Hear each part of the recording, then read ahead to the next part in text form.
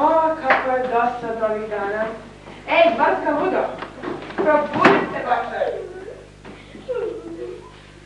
Zabavlji me malo.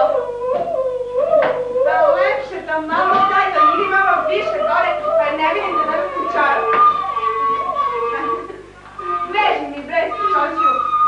Zovjeno čarno, a kako li se to zove? Daš mi kako to da molim te, ima nešto da pišem, brže. Molim te, piši, dragi Cezare, hoću da se Mihajlo podelimo ovako. 2/3 meni, 2/3 meni. Dva puta ste rekli. Pa dobro, mislila sam 1/3 njemu, meni 2/3, jer tako je ratna zasluga. Ja sam više u rastu postigla, naravno. Hajde, brže to malo. Tako, i još potpišimo ime, Hamlet. Ja čerkice, kako si mi slatka na mamu, i odmah. Šta imate? Ništa, tako ti slatka naša čerka, zaudaju već. Je mali ti, sretna. Ti, kako ti skoči? Imam jedan važan posao, možeš da počneš.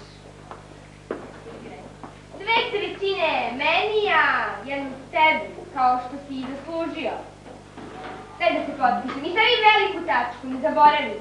Veliku sam rekao!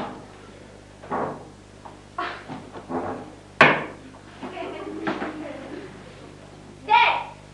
To malo usporenje. Samo!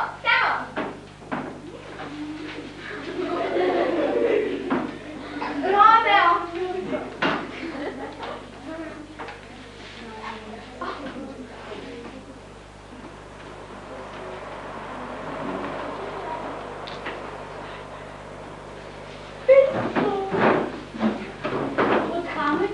A budalo je kako od Hamleta, ja sam Hamlet, od Cezara valjda.